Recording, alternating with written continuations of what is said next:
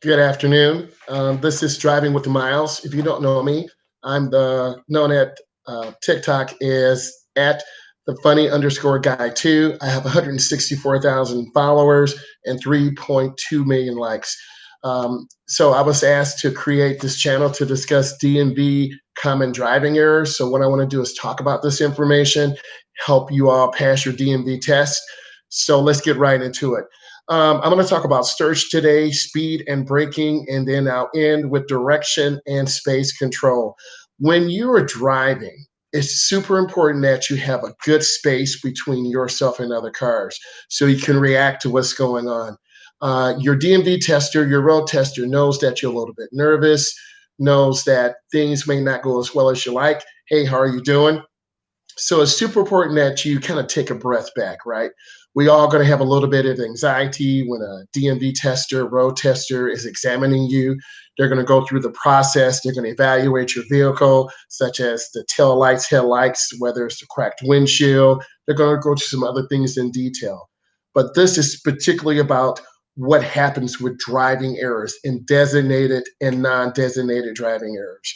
When you're driving, you have to actively search left, right, and left. Your DMV tester, your road tester is going to look at that. So you have to over exaggerate that you're actively looking at intersections, through neighborhoods, through residential areas. That is super important. Next, let's talk about mirrors. You need to be checking your mirrors every 12 to 15 seconds. Your DMV tester wants to make sure that you know what's behind you, what is beside you. When I'm training my students, I often ask them what color's the car behind us. I often ask them what color's the traffic light. I'm trying to get my students to actively use their eyes.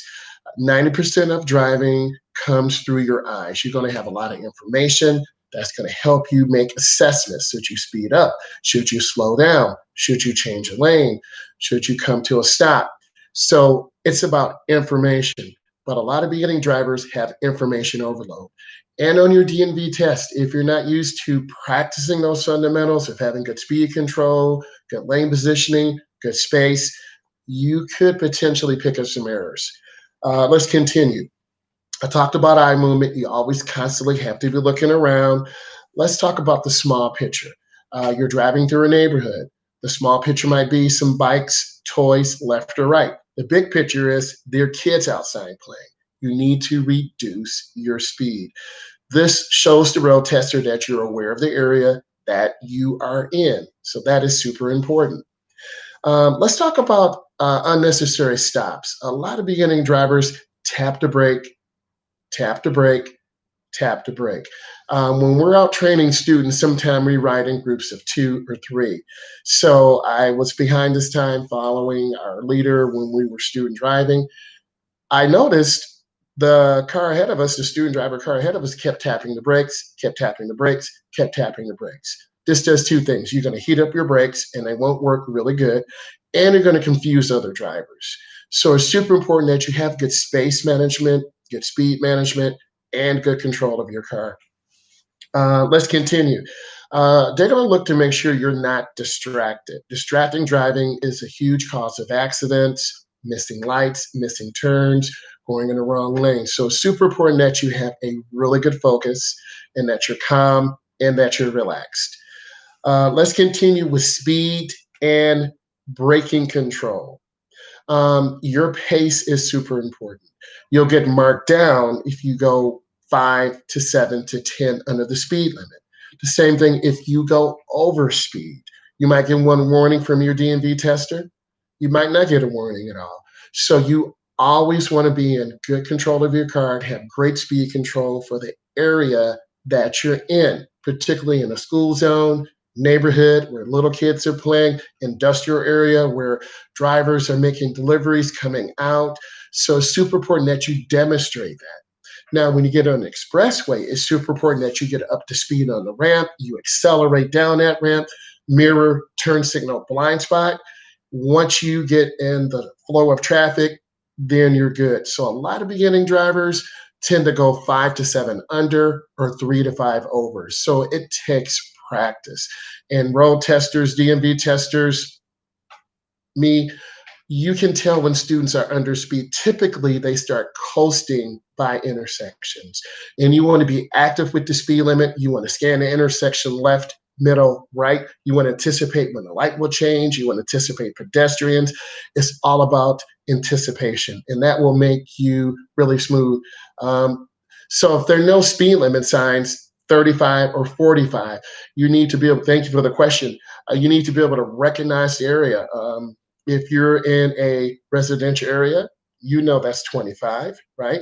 If you're on a main street, it could be a 35, a 45 limit. So you have to actively look around and look for those indicators. That was a great question. Um, let's talk about poor acceleration for a moment. A lot of beginning drivers, particularly when you're taking your test, you might be really slow to push the gas. Thereby, the flow of the traffic is 5, 7, 8 cars. So you tend to chase down traffic. I try to tell my students once the light turns green, you look left, right, left. Your road tester, DMV tester will look for that. And then you accelerate smoothly.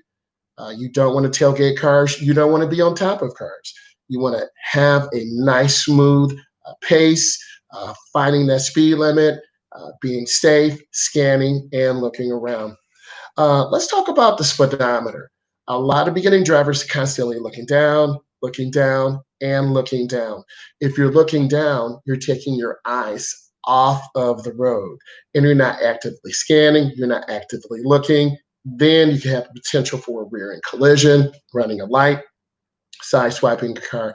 So you literally have to train your eyes to look and actively scan. And this is a process. It takes time. If you're actively going out with your parent or your older brother, sister, auntie, or uncle, you should be learning those skill sets. In the segment one, segment two, we talk about these things, actively scanning, not looking down. So it's really important that you develop a good search pattern. Let's talk about braking for a moment. A lot of beginning drivers wait to the last second, thereby slamming the brake. If you slam the brake, you're really going to lose points. It is a dangerous maneuver because you're running out of space and you could potentially get rear ended. So you want to have a nice, smooth slowdown. Usually, beginning drivers have a difficult time judging distance. They either stop too late getting to the rear bumper or they stop too early, 4, 5, 6 cars. You want to be able to see the rear of the tires on the ground. Um, let's talk about DXL and acceleration on the ramp to the expressway. In your DNV test, they're going to take you on the expressway. They're going to see if you can accelerate up to speed. You're going to use your mirror, turn signal blind spot, and accelerate on that ramp. You have to actively get up to speed. You've got to accelerate, and they're going to get you right in that first lane. And then they're going to get you right off at the next available exit. They want to see you get up to speed, check your mirror and blind spot, use your blinker. Once you get into the first lane, cancel your blinker, get up to speed, and stay smooth. If you drift to the right, you go over the white line. That's a minus. If you drift to the left, go over the broken white line, you will receive a minus or a deduction. So you really have to aim high and look ahead. They're looking for a really smooth merges take a lot of practice. They take work. In the beginning of the day, it's hard because you have a lot of traffic. So you always need to know what time of day you're going to take the test. What is that flow like? So it's super important that you understand that. Let's talk about railroad crossings. Your testers will look for you to look left. Hello, how are you? They will look for you to look left, right, and left. You really have to actively search before you go over that railroad track. Okay. This is general information to help you assess errors that you could make, reduce those errors. The feedback has been outstanding. I had someone message me from Chicago saying they passed their test. They were 18 years old. That's awesome. That really makes me feel good because I feel like I'm bringing value. Okay. If you feel I'm bringing value, please give this live cast a thumbs up. Let's talk about DXL. If you go too fast, when you DXL off of the expressway, you're going to see your chevron alignment signs. Those chevron lines, they're yellow, they're warning signs. They actively tell you you have to slow down because centrifugal force will pull you to the outside edge. So you have great speed control of your vehicle and not drift all the way to the outside, going over that yellow line, and having great speed control. So that is really important. Your DMV testers, your road stop testers, hey, how you doing? Your DMV testers, your road testers have a prescribed route to take you on. And in this route, you're going to be going on the expressway, you're going to be getting off. They want to have you make multiple lane changes to the left lane, to the right lane, mirror, turn signal, blind spot. You have to be able to maintain good control. They don't necessarily set the timing, set the light. But thank you. That means a lot that I'm super helpful. And if you feel that's helpful, give it a thumbs up. Hopefully, you're already subscribed. Tell your friends. I'm here for you. I was excited to come on today because I feel like I'm giving you quality information. No, I know I'm giving you quality information because the comments have been outstanding. And leave comments. Tell me what you want me to do, and I will do that.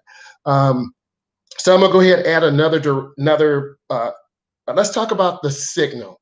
When you make a lane change, you have to actively cancel your signal. Yes, thank you. And then you got here, and hopefully you subscribed, and that's what it's about. Thank you, cool guy. Um, your blinker, your turn signal. When you're making lane changes left or right, you have to cut it off, right? You will get marked down if it's left on. If you don't use your blinker, it's all timing. A lot of beginning drivers lack timing. Sometimes they turn the blinker on too early. You confuse cars behind you. Sometimes they turn it on too late. And too late is just as bad as too early. If you turn it on too late, then cars won't be able to stop. They're going to have to slam the brakes. You create a dangerous condition, and you could be marked down heavily for that. For me, I teach my students 100 feet or half a block. When you have that half a block, this allows you to slow down, turn on your blinker, minimum of 3 blinks. The first blink, people notice the light. The second blink, they start to slow down. The third blink, hopefully they're slowing down more. Then you make your turn and you accelerate through the nearest turn. You've seen some of the things I've done on TikTok: double right turns, triple right turns, double left turns, triple left turns. It's incredible. Based on your DNV, based on your geography in your state, in your country, in your province, you want to turn into the nearest lane. If you're in the lane nearest to the curb and you're making a right turn, you have to stay in that lane till you complete your turn. If your tester, DNV tester, wants you to change a lane, they're going to say, after you complete your turn, I need you to check your mirror, turn signal, blind spot, and you'll make that necessary change. Left turns. It is super important that you understand about left-hand turns. You want to turn into the nearest lane. If you're making a triple left-hand turn and you're in that middle lane, you have to stay in your middle lane until you complete that turn. I've been reading a lot of comments about young drivers making that turn and they get sideswiped. So it's really important that you stay in your lane until you finish your turn. Also, through intersections, you have to look left, you have to look right. They want to see eye movement. You don't want to change lanes in intersections. That is a really bad habit. Okay, let's continue. Let's talk about lane tracking for a second. I've got a lot of comments on lane tracking. So for lane tracking, you have to look ahead. A lot of beginning drivers look down at the lines to the right, down at the lines to the left. Your car's veering right or veering left. You have to have those mirrors set properly, but you have to have vision. You have to look ahead and aim high. So if there's no speed limit signs, if you're in a residential area, that's 25. If you're on a regular main street, it's either 30, 35, or 45. I would err on the side of caution and go about 35 to 40 miles an hour. You always want to actively search for the sign. There will be signs posted. If signs are knocked down, you have to actively look. You really have to look. School zones, obviously, in the 20s, you want to go slow, you want to reduce speed. If you're not sure, ask. Always look, but school zones, reduce your speed because kids are going to school. Some kids are in remote. They're starting to open back up in the United States, so it takes time. Residential is 25. I would travel at 20 to be extra safe because kids are playing. Let's keep going. Let's talk about a bad gap. A bad gap is when you're right on top of a car. So what you want to do is actively keep space. You will learn how to keep speed cool, guy, and it takes practice. Just because you're getting up to taking your DMV test, let's pretend, hey, you passed. I passed you. Boom, you got your test. You got your license. Now you have to practice. Just because you pass your DMV test, let's use you new cool guy as an example. You have to go through your learning process. It takes up to 10 years. Yes, 10 years to actively go through fog, rain, snow, heavy traffic. There's so many different conditions out there. Your DMV tester can only do what they can do in a 35, 45, or 50-minute period, right? And they do road test year round unless the conditions are really bad. And they are behind. Let me continue. Um, you want to have a good space cushion. And a good space cushion means you have space between your vehicle and another. I want to talk about that gap for a second. Let's pretend we're stopped and we're getting ready to make a right hand turn. Cars are going by. Cars are going by at 30, 40, 50. A lot of beginning drivers, or particularly if you're taking a DMV test, you just pull out in front of a car. That's a sure way to get hit and fail your test. The biggest thing that I see from my experience, beginning drivers have a difficult time judging the gap, the distance. I did have a TikTok video on that and did get a lot of views. So you really need to recognize the flow. And once there's a safe gap of 3 cars, 5 cars, 6 cars, you want to turn into the nearest lane. So don't just pull out in front of traffic. It's very scaring. It's horrifying for you, horrifying for your DMV tester, and you will get marked down. It does create a dangerous condition. Also, at the same time, because you're in that DMV test, they're not going to tell you when to go. You have to show confidence, you have to show consistency, and it is an area on a test if you're hesitant or you're timid. I'm going to go ahead and wrap this up in a couple minutes. Keep those questions coming. Um, let's talk about one hand turns. You have to have both hands on the wheel, okay? Because that's going to create a dangerous condition. And you have to develop good hand over hand turns. Some of my YouTube videos talk about good hand over hand turns. I'm going to do some more on hand over hand turns. Example, the location I'm from, we have to do the stop line, the reverse curve part where you're backing in. And in California, they have that. California does not have the parallel. We have the parallel. More on that on Friday. So it's really important that you understand those fundamentals. So let's kind of review. I went through designated and non-designated areas where you will be evaluated.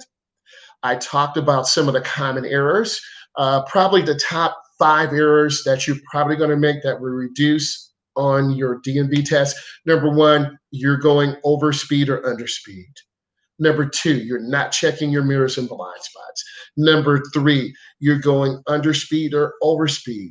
Number 4, you have a difficult time keeping your lane position. And number 5, you're going out of your lane.